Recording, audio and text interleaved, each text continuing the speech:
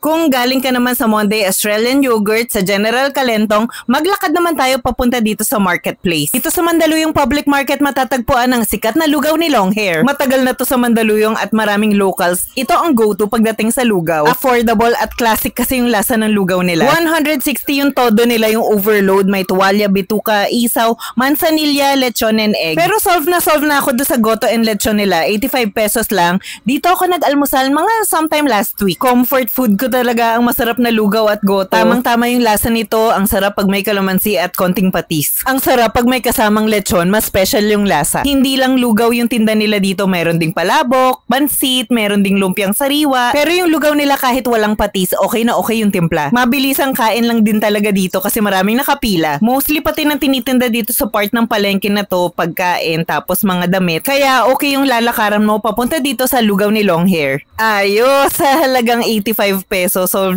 na yung almusal ko. Dito din pala ako madalas bumibili ng kakanin kay Manny Liza. Ang sarap ng palitaw dito kaso naubusan na ako. Okay din yung kutsinta nila. Kapag napapadaan talaga ako ng marketplace, lagi akong bumibili ng kakanin sa kanila. Save nyo na to for your next Mandaluyong food trip.